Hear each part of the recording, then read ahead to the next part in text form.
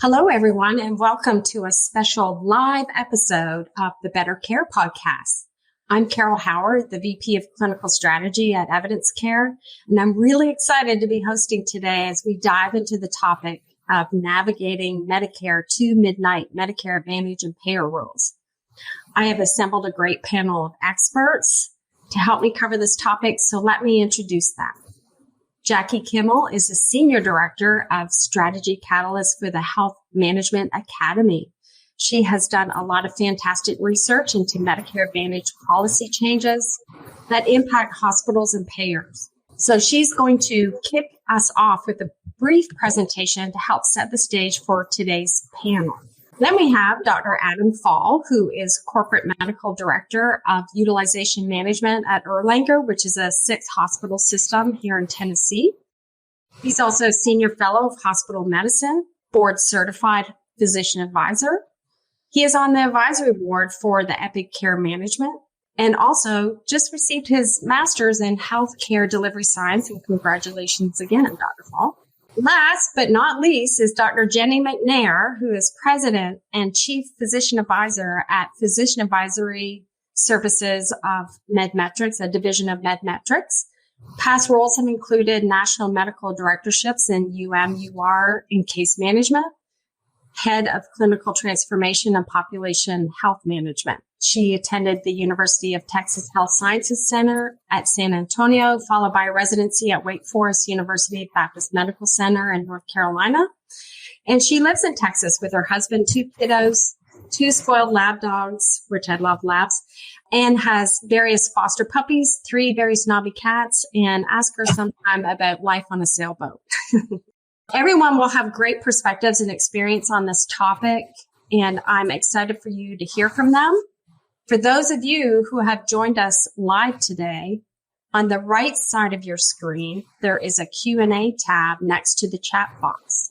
So feel free to submit your questions as we go, and we'll have some time at the end to answer as many as we can.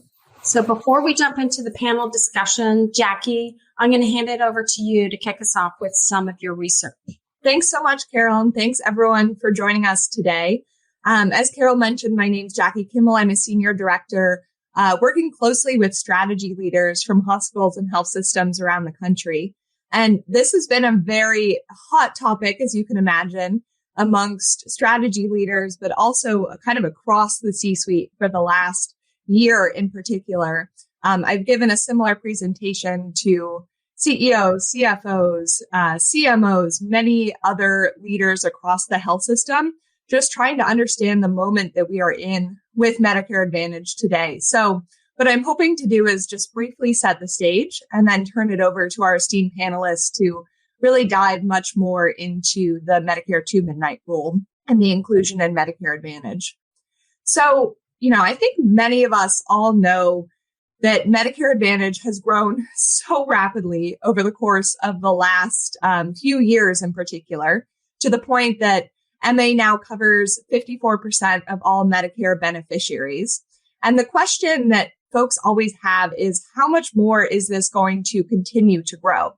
So we're in an interesting moment right now because next year will be the peak of the baby boomers. So there are 4.2 million baby boomers that will turn 65 in 2025. And that is actually the peak demographic shift, I believe, ever in terms of the most number of people aging into Medicare. So it breaks down about 11,000 patients per day aging into Medicare. Now, the majority of those patients are picking Medicare Advantage. And, as those choices play out over time, the Congressional Budget Office is now predicting that by 2030, about 62% of all Medicare beneficiaries around the country will be on Medicare Advantage versus just 38% that will be in Medicare fee-for-service. So that is a huge change coming up, but many others predict that the growth is kind of going to slow down and that things are going to start to shift because of a lot of the headwinds that payers are starting to see in the program. And part of that really goes back to the demographic challenge that you can see shown on the left here, which is that the oldest baby boomers have been in Medicare for 12 years now. And this is very much leading to a different type of utilization pattern and challenge than we've seen in the past when it comes to kind of predicting the medical expenses and utilization of those in the program. It's also very much the case that because of this rapid growth in Medicare Advantage, CMS is getting really concerned about how to pay for this program moving forward. Medicare Advantage costs 5% of the entire federal budget. That is not just the healthcare budget. That is the entire federal budget. And it's equivalent, the spending on Medicare Advantage that the government spends is equivalent to 1.5% plus of all GDP. It's actually larger than the GDP of many countries in the world. And so I think CMS has really been trying over the course of the last few years to rein in the program with a number of policy changes to try and spend less on Medicare Advantage. And so you can see a number of these changes here. I'm sure many of you will be familiar with these. The number one I would call out is the version 28 HCC model. And so many will know V28 well.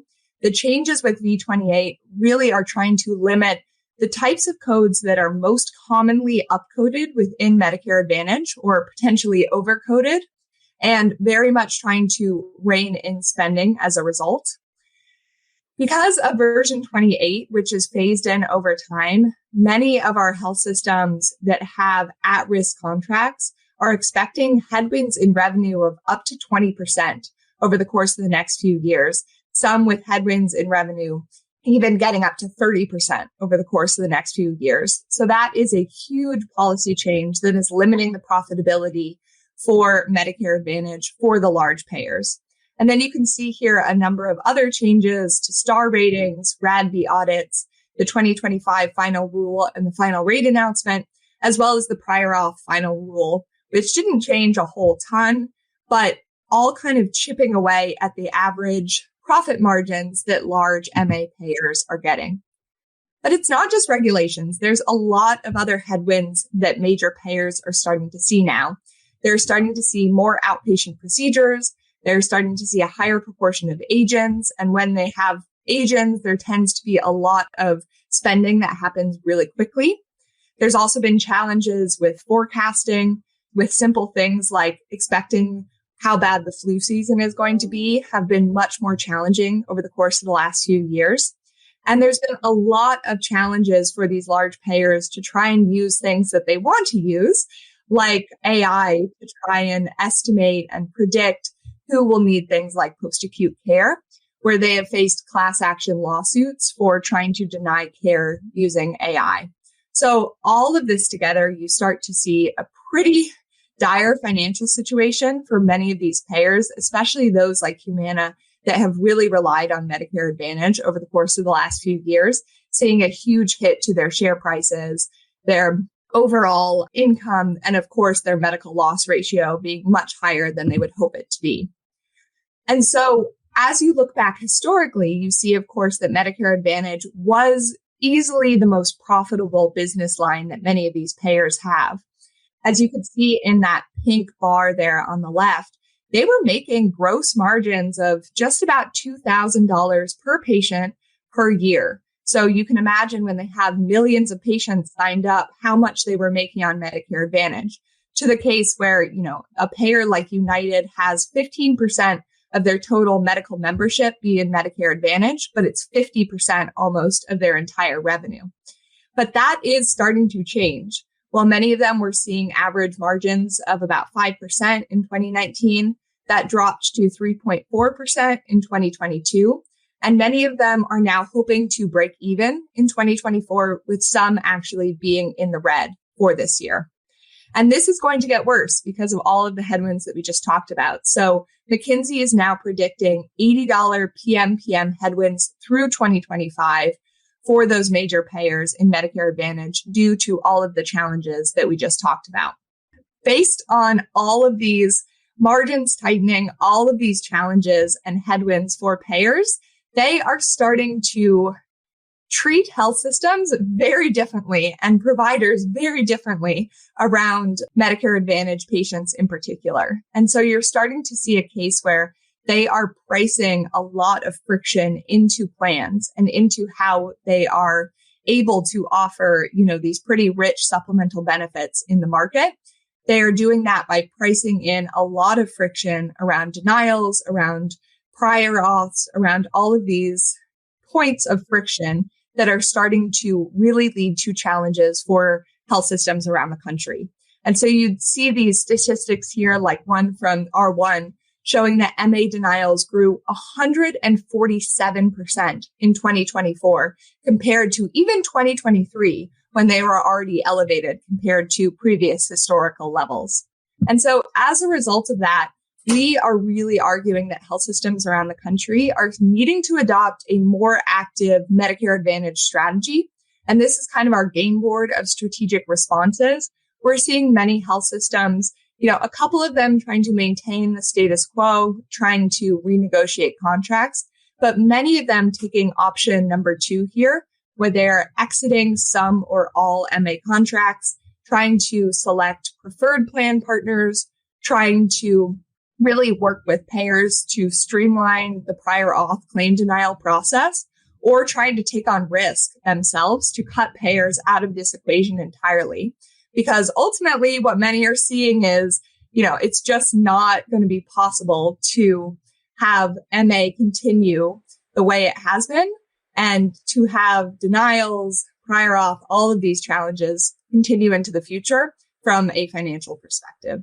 So that's just a little bit of background. I could go on for many more hours around the current state of MA, but just wanted to set the stage with kind of what we're seeing around the country. Any questions from you, Carol, or from anyone on the line? Thank you, Jackie. That is so informative. And I think it's important for everyone to understand what the Medicare Advantage plans are seeing. So they had major profits from the Medicare Advantage plans per member. And CMS is implementing a few different things that's going to decrease their revenue. An important thing to call out are the HCC codes, is that's how the MA plans are paid for the members, looking at their risk. The star ratings, they received $12.8 billion more dollars in 2023 than previous years. And that's what those MA plans use to offer additional benefits to their covered lives, like dental or vision or whatever. But also the medical loss ratio, which is the money spent on each member, has gone from 85.5%. It's now creeped up to 88.9%, which these different Medicare Advantage plans don't like. So they're coming after the hospitals, I think, to make up that money for sure. So. Yep, I think so. And I think it's going to continue with all those headwinds I was talking about that McKinsey is predicting. It's just going to get worse in 2025, as exactly as you say, they price in that friction with providers, hoping that, if they deny claims enough times, that they're not going to be resubmitted and that they can avoid that care happening and avoid that medical loss ratio being higher than they want it to be. Right. I'm going to go on and start talking to Dr. Fall and Dr. McNair, and as well as Jackie providing some comments. So just to start us off, I know everyone knows what the CMS 2-midnight rule is, but can you explain, Dr. Fall, a little bit of the significance in hospital utilization management related to CMS 2-midnight rule? Sure. So the 2-midnight rule has been around since 2013. It's hard to believe that we are almost 12 years in. And I do want to point out that there are 3 components to the 2-midnight rule. Sometimes we get lost in that first part, which is the 2-midnight expectation. So there's the 2-midnight expectation, which is that generally a claim is payable by Part A if the admitting physician at the time of admission thinks the patient is going to require medically necessary hospital care that is expected to pass 2 midnights. They don't have to pass 2 midnights, and we can perhaps get into the nuances of that, but it's just the expectation that they will pass 2 midnights. The second component is the inpatient only list. There are certain CPT codes that translate into ICD PCS codes that CMS says, because of the intensity of the procedure or the amount of resources required to take care of that patient, regardless of the length of stay, those claims should be Part A reimbursable. And then the final one is the case-by-case exception. which is if the admitting physician feels that this patient is probably not going to stay 2 midnights, but because of the complexity of their issues, the intensity of services, a good example may be a DKA patient that's going to require maybe some ICU care, insulin drips, a lot of frequent checking of labs, but sometimes recover very quickly. But those still should be inpatient. And there's some unforeseen circumstances and other things that we could talk about, the nuances that would truncate that stay that was unforeseen. Patient has to transfer, they leave AMA, et cetera. I think the significance, obviously, in UM is that it affects whether you're going to have a DRG reimbursement or an APC OBS outpatient reimbursement. And as we know that those DRGs, for the most part, are reimbursed at a higher level. So the revenue associated with that is going to be better for the hospitals for DRGs. The other thing is like value-based purchasing that has, the readmission penalties and other things are only associated with inpatients. So if a patient is admitted as an observation, they don't count towards the value-based purchasing or the star ratings. And then, of course, there's the audit risks associated with these short stays, meaning they're less than 2 midnights. So if a patient comes in, there's an inpatient order, the hospital drops a claim for a patient that did not stay 2 midnights past that inpatient order, there's at least some potential risk associated with that from a compliance standpoint. And CMS has a lot of mechanisms to look into that. The MACs, the RACs, the Target, Probe, and Educate, and even you can use the PEPPER to see if you are you're an outlier, the use of the 2 midnight rule. Thank you, Dr. Fall. A couple things there. I find it interesting that originally the 2 midnight rule was brought into existence because the OIG did an audit on inpatients that were too short and they were paying for those inpatient stays. So the PEPPER report, I think, is important there. But also the other thing was the patient experience of being in observation way too long and them having to pay more out of pocket, et cetera. And they've since changed how they do what they owe. But anyway, I find it interesting. And now the Medicare Advantage plans want more extended observation stays. So anyway, but Dr. McNair, do you have anything to add? We often find when CMS seeks to clarify things, they actually muddy the water. So the 2 midnight rule created in 2013 was actually intended to very clearly delineate which cases could be covered under Part A versus Part B. We understand that sometimes patients come in extremis and require a large amount of services. So in 2016, CMS implemented the exceptions to the 2 midnight rule. I think one of the important clinchers among all of this is, as Dr. Fall said, there is clearly written into the documentation the opportunity to use complex medical factors and the physician's judgment to deem when a patient is inpatient appropriate versus observation appropriate. And that has been the muddy water that we find ourselves in and what has eventually led to the drift where we've seen the MA plans depart and then the subsequent creation of the 2024 final rule 4201, which also is loosely referred to as new 2 midnight rule as well. So here we are in 2013, CMS said, let's make it clear. We're going to establish the 2 midnight rule. In 2016, CMS said, let's make it clear not all patients have to be in 2 midnights. Now, here we are again in 2024. Let's make it clear Medicare Advantage plans are supposed to behave like traditional Medicare. Just as an additional background, I'll say that CMS originally authorized the creation of Medicare Advantage plans to take advantage of some of the financial savings that those Medicare Advantage plans have received. But unfortunately, CMS did not create a pathway for the government to benefit from those savings. Those savings do not transfer in any way, shape, or form back to the government. Further, the criteria that CMS established for rating Medicare Advantage plans and determining when they would get bonuses are more task-oriented rather than truly quality-oriented. So it's have your diabetics had a hemoglobin A1C in the last 12 months. It's not what percentage of your patients have a hemoglobin A1C under 7 for the last 12 months.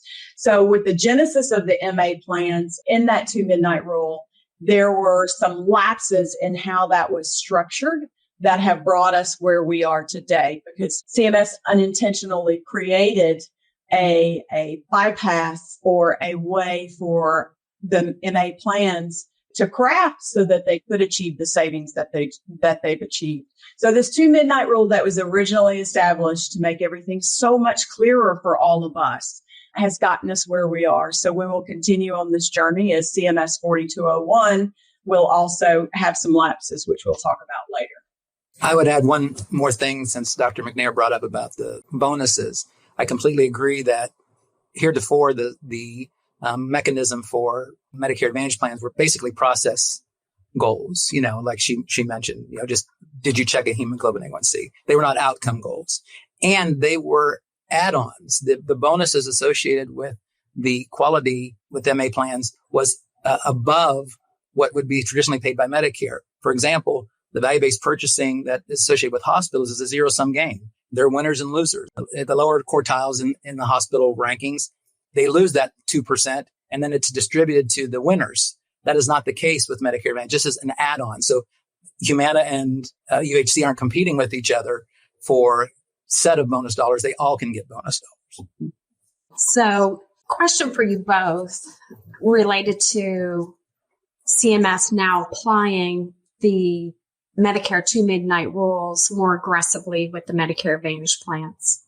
Do you think they have clarified the gray area or the definitions of OBS versus inpatient? I always think of medical necessity versus a time frame. It still seems very up in the air and not very clear. What are your thoughts on that? Dr. McNair, I'll start with you. Yeah, so I'll say Kodiak just released a study in the last month or so that measured OBS rates in the last half of 2023 compared to 2024. And the MA plans went from around 18 to 20% OBS in the last half of 2023 to 14 to 15% in 2024. So we've seen some improvement, but traditional Medicare OBS rates are around 5%. So we're still not there, definitely. We have seen a lot of what I'll call slippage from the payers. Initially in the year, we were getting really interesting comments from payers like, we don't understand it, so we're not changing anything, or that doesn't apply to us. I mean, really off the wall responses.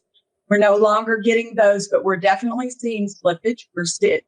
They're creating that opportunity, right? Just as they did under the original 2 midnight rule. We see a lot of them hanging in their hats on criteria when the CMS memo from February 6th very clearly states the patient's individual circumstances must be considered against the permissible applicable coverage criteria.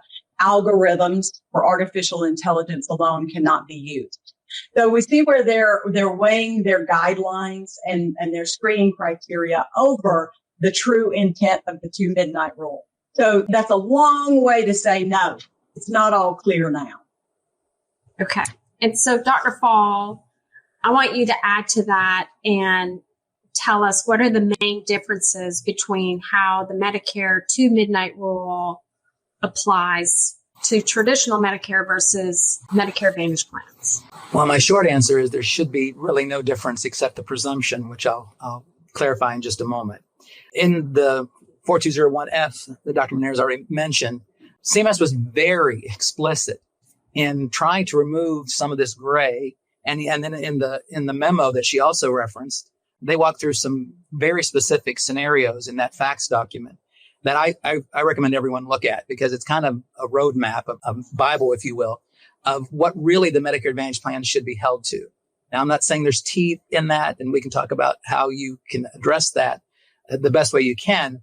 But CMS said that, and they've always said this, but that Medicare Advantage plans have to pay for what traditional Medicare would pay for. And they've also added, there's a very specific language in there that says, for example, this includes payment criteria for patients that meet the 2 midnight rule. So they specifically talk about the 2 midnight rule and reference the Federal Register 412.3. They also reference the inpatient only list. They also reference the post-acute stuff, SNF, IRFs, and LTACs, that, because we've seen a lot of denials in that space as well. So they specifically refer to the Federal Register that the same criteria that fee-for-service Medicare uses in all those instances, Medicare Advantage plans also have to.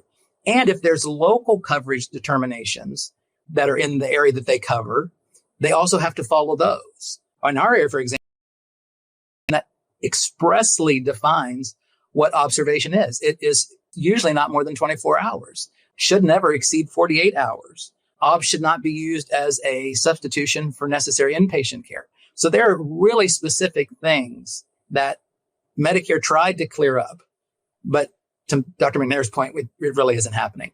The only thing that I would say the distinction is the two-midnight presumption. If you look at, there's a document called the BFCC-QIO Two-Midnight Claim Review Guide that was 2016, again, to what Dr. McNair had mentioned. And the very first step is what's called the presumption. After an inpatient order, did the patient stay 2 midnights?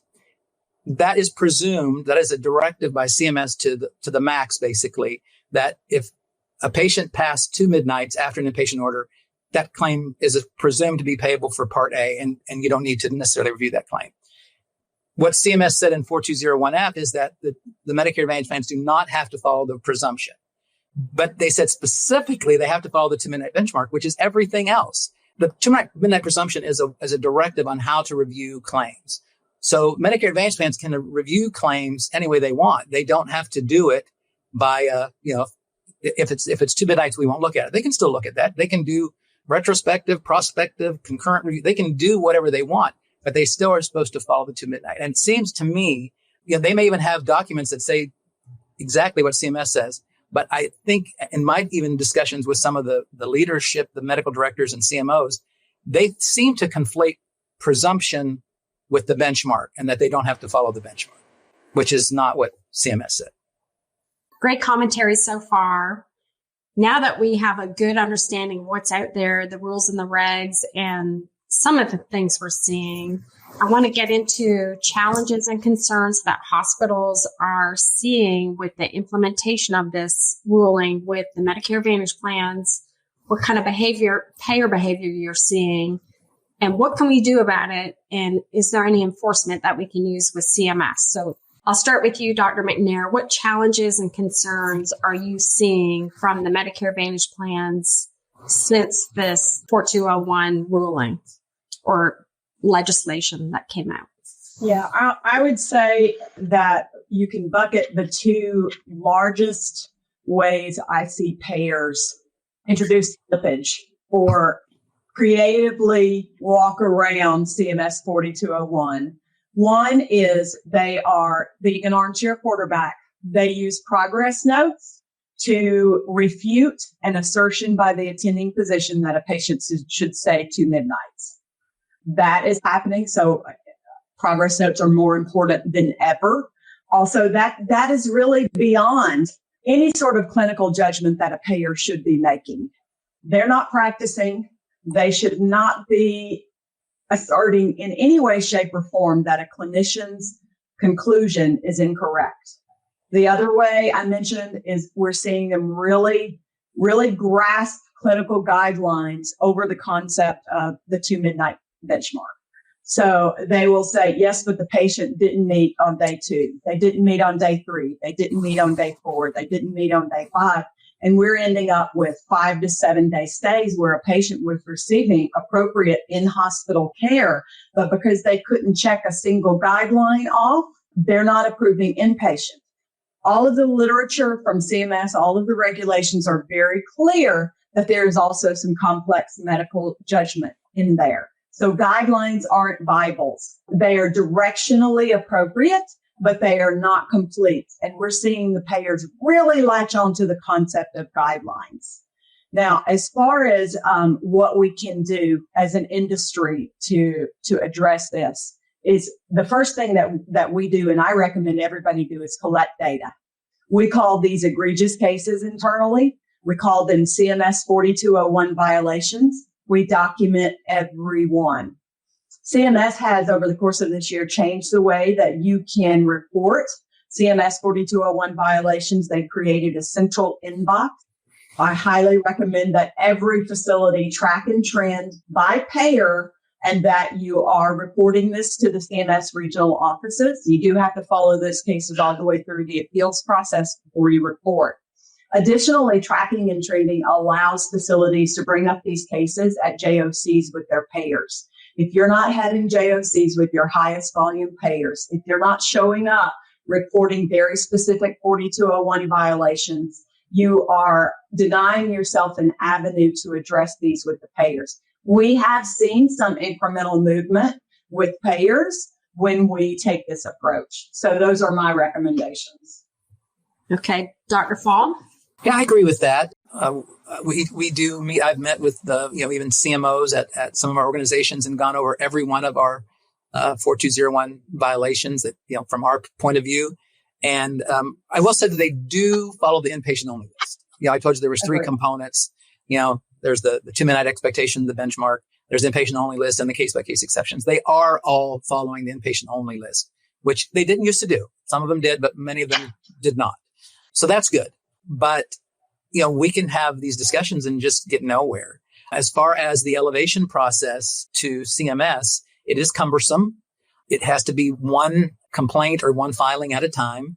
Each one is password protected. You have to document that what did you do and to discuss with the payer to try to remedy it. And then the payer has 30 days to come back to the person who submitted it to try to work it out. And CMS really is just kind of a facilitator. There's no teeth at this point in the process. I do think data is key to try to show them how they may be different from other payers. And I think ultimately, and this may be getting ahead of ourselves, but I think contracting is the way that you really are going to get to the heart of this, because nibbling around the edges, all these other things, just an increased administrative burden, right? CMS supposedly was going to make this simpler, and it's actually increased our administrative burden. The literature out there is that roughly 25 to 30% of healthcare dollars are waste due to administrative burden being a big part of that. I think we spend $4.3 trillion annually in the U.S. on healthcare. So if that number is correct, that 25 to 30% is waste, that's over $1 trillion. And, we talked about during the pandemic of moral injury, which is where a clinician knows the right thing to do and can't do it. Either they didn't have PPE, they didn't have the equipment in some smaller places. You didn't have the strength anymore because you were exhausted. There's moral injury that accumulates over time. And I know some people will think this is, dramatic, but I don't think it is. The administrative burden contributes to the moral injury of clinicians that are at the bedside that say, I don't understand. This patient is sick. Why am I having to do a peer-to-peer on this? Why am I having to fight? Additionally, when it was obvious in their documentation. Now, documentation is key. It really is vital. But we have to have some deference to the bedside clinician and realize that these criteria that Dr. McNair is talking about, they're very good. Number one, a physician doesn't have to use them. There are screening criteria that are really nurse level review criteria, and they are based on population data. What the clinician is seeing is an individual patient, that they're taking all this population data that they've studied and learned and applying it at an individual level. And that part of that is an art. And so we're taking away, because we want to try to be objective, yes, and be evidence-based. All that is true, but there has to be deference to the bedside clinician. And that's what the 2-minute rule really is that there's deference to what the clinician is saying. So long answer that there are some techniques I think you can do, but they're difficult. There's no easy solutions. Okay. So I have a few questions, follow-up questions. Is it always obvious what criteria the Medicare Advantage plan is using to grade that patient's stay? Dr. McNair, I'll start with you. So one of the provisions of 4201 is that they have to provide that information. They have to specify what guidelines they're using and why this patient doesn't meet for inpatient. So we're delighted that CMS 4201 added clarity in that regard. But generally speaking, in working with payers, yes, most facilities understand which set of guidelines a particular payer is using. It's actually considered a violation of CMS regulation if a payer refuses to say exactly why it doesn't meet for inpatient. But again, that almost reinforces the idea of use your guidelines and stick to your guidelines instead of the complex medical factors. So there's a perpetual spin there where, the spirit is that guidelines aren't everything, but then we want the payer to be very clear about what guidelines they're using and why it didn't meet. So again, this is a government program and there's some swirl. So I agree. And then, so Dr. Fall, I'm going to go back to you for a second. So physicians are ultimately responsible for that patient status order and for documenting that medical necessity. I agree. Physicians are thinking more clinically and how to take care of the patient. They do not get trained or understand the payer regulations. They don't typically see that stuff. But we have a question from our audience. What are the best practices for physician documenting medical necessity of an inpatient admission to comply with the 2 midnight rule? So thinking about it is their responsibility, but they're clinical. Like, how do you get them to understand the documentation? Well, I think that the short answer is, if you're documenting what you're planning to do, you have your diagnosis and then what you're planning to do with each of those things. And you've incorporated, the signs and symptoms throughout your H&P or your admitting document. That's what you have to, we used to say think in ink when we wrote everything down. Now that we have EMRs, you have to write everything out or type everything out. And it has to be for that specific patient. So you can't use a smart phrase that is generic for every heart failure patient. You might use that to get you started, but then you have to speak why this patient's BNP is elevated. This patient has bibasal or has crackles halfway up. This patient's requiring supplemental oxygen. This patient's going to require IV diuretics at least twice a day. This patient's going to have to be on telemetry and in the ICU. So you have to be specific. And those things that I just rattled off very easily would be something that you would expect to have a 2-minute expectation. So if you are saying when you put that inpatient order in, intrinsically, that means that you think the patient's going to be there 2 midnights. So why do you think that? That's what you should be writing. And there are certainly support systems that can be used, like EvidenceCare, that can help with that. But to Dr. McNair's point, and this is so important, is that CMS does not defer to criteria. We should not defer to criteria, i.e. MCG or interqual. And CMS said that they don't defer to those things. And one specific example that I will say that I think is really important is that if a patient comes in and they meet OBS level care that first midnight based on interqual or MCG, and they stay another midnight, again, this is past that inpatient order, the physician thought they were going to stay 2 midnights, and that still is only observation level criteria per one of the guidelines. That's an inpatient admission per CMS. It is. And that is really important because the payers will say, well, that patient never met for inpatient per their guidelines, but they spent 2 midnights receiving necessary hospital services. That should be an inpatient admission. So that is really difficult to have a conversation with the payers because they just have a hard time going there. Dr. McNair, do you want to add anything to that before I ask a different question? That was so well illustrated, but I just do want to add a couple of points. When I'm teaching documentation to frontline clinicians, as we move along in our careers, there is an inner monologue that we're executing that we're not even aware of it. That's what we have to get out on the paper. For instance, I follow up on a CHF patient the next day. I'm thinking in my head, well, he's still got bibasilar crackles. They're a little bit better, but I'm not comfortable letting him go because I'm pretty sure he'd bounce back. We're making all of that assessment in our head and we're not writing it out. So I recommend that we write it out loud. The other thing is every day in every note, say why this patient can't go home yet. Say what you're looking for and say what the risk of discharge is in every single progress note.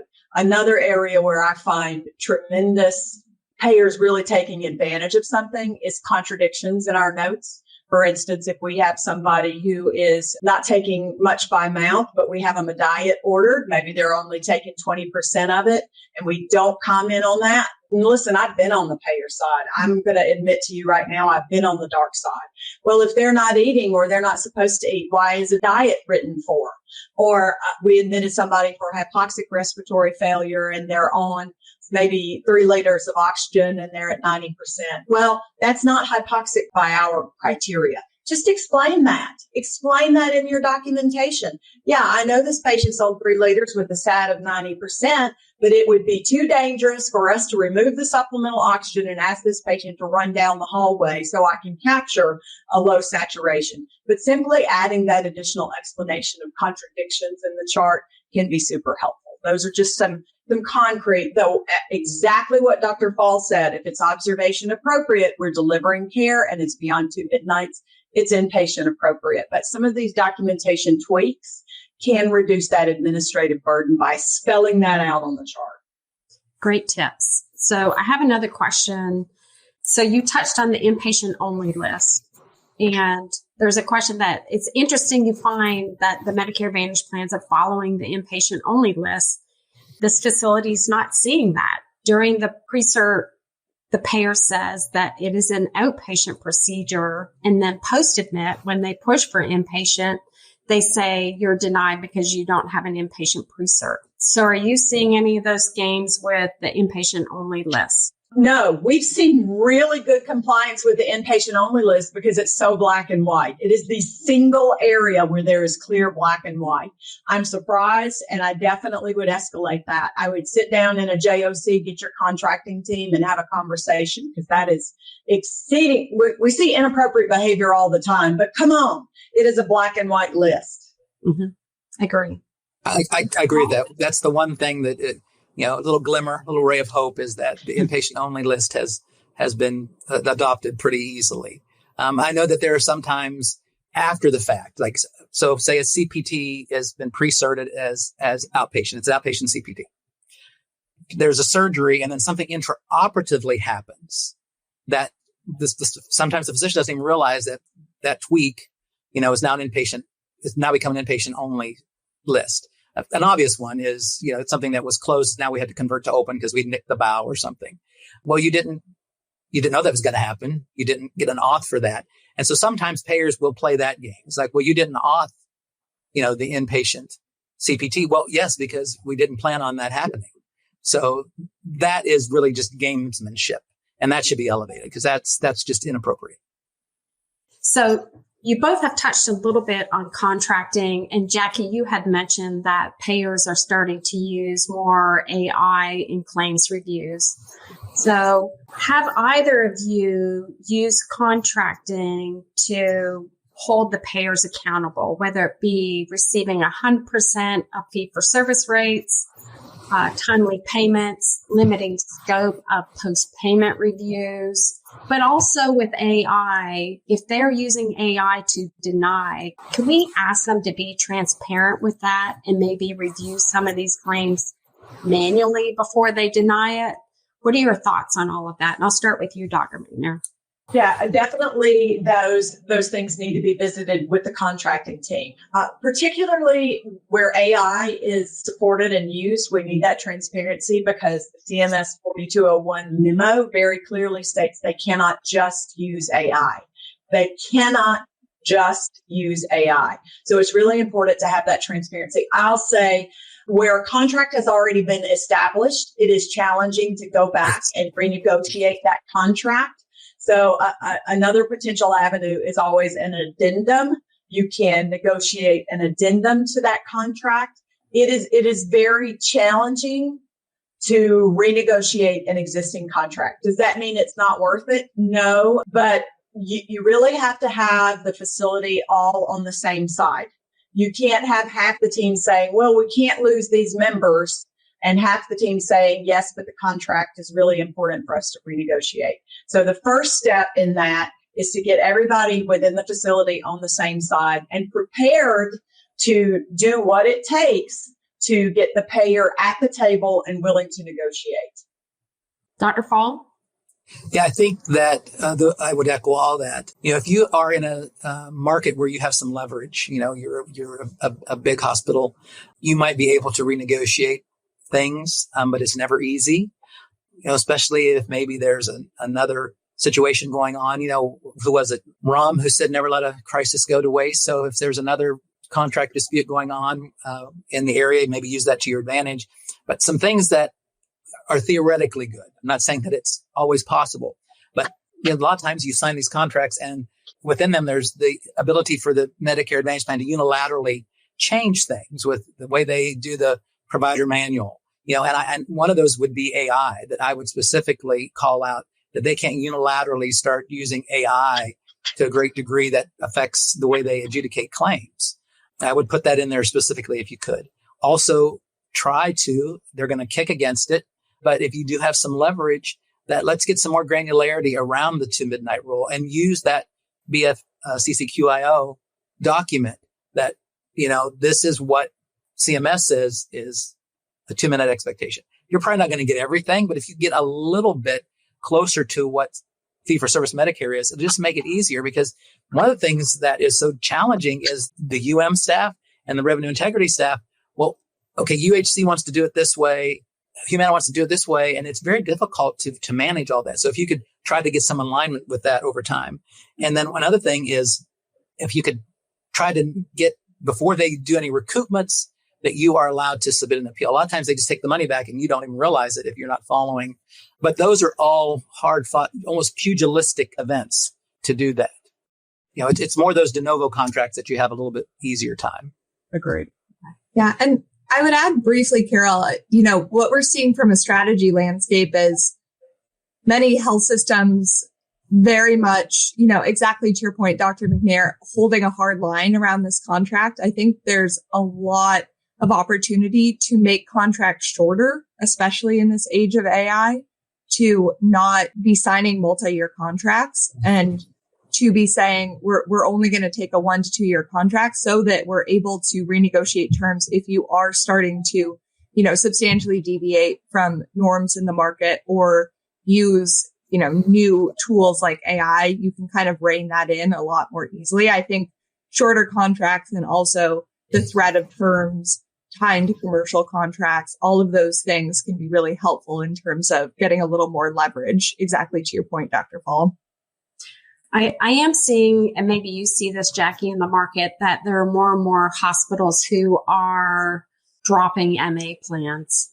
So I found that very interesting. I did a talk in Pennsylvania, and a major healthcare system was dropping a few major payers because they were not coming to the table and working with the hospital. But I do have another great question, and it touches on something like related. Think about social admissions to a hospital. And the question is, how do our panelists deal with local practice patterns or hospital operational inefficiencies that causes the care to extend beyond the 2 midnights, or it is an unsafe discharge and that also extends the 2 midnights?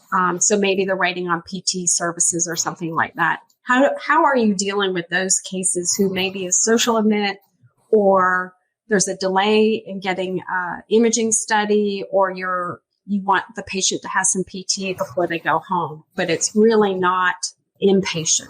I'll start with you, Dr. McNair. Yeah, so that's tough, and it really takes a multidisciplinary approach. So I recommend that all facilities have a multidisciplinary team that helps to deal with those difficult discharges. Sometimes you may even need to get other parties involved. I was reading a case the other day where there's a patient that needs to be repatriated to Mexico, and there's nobody willing to pay for it. But even in simple delays, first of all, I would approach that in contracting, as Jackie said, do a short length contract. You can talk to your payer about being paid for a lower rate for delays in transition, as many of those are caused by the payer, right? We're waiting on a payer to give us approval. If they're going to do that, if they're going to play that game, then they need to pay. Then also, like I said, a multidisciplinary approach, have community members, community resources in mind. I'll say I don't often see people take advantage of payer resources related to that. When I was on the payer side, I worked with a care management team. We had a robust care management team, and providers did not take advantage of that. Health systems did not take advantage of the fact that we had care managers and social workers. We wanted the facility to get patients to the next level of care as quickly as possible. That's a resource I see tremendously underutilized. Definitely we need to take advantage of every way a payer is going to help us. And then this is about data too. This is about tracking and trending. Who are your biggest offending payers who are causing these delays? What are your biggest reasons for contributing to these delays? And start developing programs where you can flood those particular issues with resources. Dr. Spall? I agree with all that. I think that, if a patient is stayed one midnight and they're basically ready to go. And then for family convenience, the patient then extends to a second midnight. Through our reviews, we would not bill that. Our secondary physician review would say that was a convenience admission that pushed past 2 midnights. We would not expect a Part A reimbursement, an inpatient reimbursement for that. So your procedures have to be tight on those things. But in converse, to Dr. McNair's point, when we have a patient who needs to go to a SNF, and because they have a narrow network or because they're delaying the authorization, now we're 2 or 3 days past when the patient could have been discharged. We should be getting a per diem SNF rate for that. They want to say we're paying you a DRG rate, and if we've not hit stop loss, or hit an outlier status where they have to pay percentage of charges, that's when it gets their attention. They'll work very quickly. But if they don't have to pay percentage of charges and they're writing out a DRG, they're not as quick to act. So I think that's another thing that should be mentioned again for contracting, is that you have something in place where there's still money that they have to pay, and that makes them much more apt to respond. But the overarching principle, Carol, is that if it's because CMS says this, if it's for convenience, they will not cover it. We're not going to cover it, and it's not fair. There are cases that the way we particularly do is that if a patient stays, say that there was a 2 midnight expectation, but there wasn't anything unexpected that happened, and it's a 0 midnight stay. Well, CMS says that there's almost nothing that they're going to pay for a 0 midnight stay unless it's an inpatient only. So we try to do our due diligence. The payers aren't always wrong, but we have to do our part too. But some of this seems really egregious and adds to that accumulating moral injury. Yes. So we're getting close on time, but I just want to add a little bit on the social admits. There is a responsibility of hospitals to take care of the population in their area as well. So that you may have social admits and you just have to eat those. But if there's internal efficiencies that you can work on, like the MRI and PT and like putting those patients first who have a discharge order, there are certain things that you can do internally with your case management, UR teams, imaging. I would most definitely work on that. We have one more question, and then I'm going to ask a short question on the Chevron ruling. So we have another question related to what you were talking about, Dr. McNair, about documentation. Do any standard attestation type statements carry weight in the denial review process? Or is it much more beneficial to have very specific clarifications to the documentation related to the unique patient issue? So I'll say no. Any sort of scripted attestation means nothing. And you know why? Because as doctors, we check boxes, and you're going to check that box on a case for which it's not appropriate. So I'll tell you, from the payer side, I don't care if you've signed an attestation. I need to see the medical necessity. Also, from this side, from your defense side, I need to see the medical necessity in your documentation. The answer is no. An attestation alone is never going to be sufficient to defend your stay. And I've also seen some statements like, I don't want to send my patient home because of the potential for adverse events, like a standard statement. Does that work either? No, it has to be specific to the patient. Okay. All right. Everything has to be individualized. You can use a smart phrase to get you started, but then you have to put some meat on those bones, because it just doesn't matter. Okay. So I'm going to ask a quick question on Chevron, then we'll wrap up. But how do you anticipate the Chevron ruling and how it may affect medical necessity and determination and appeals in the future? I know we haven't really seen a whole lot, but I'm going to start with you, Dr. Fall, on that one.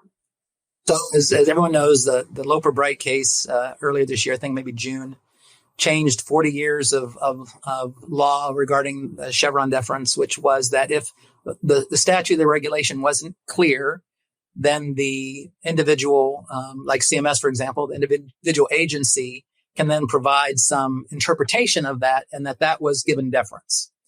So that when a court case came up, that the judiciary had to give deference to the agency's interpretation, and that is gone now. So I don't know. I don't have a crystal ball or a magic 8 ball or anything.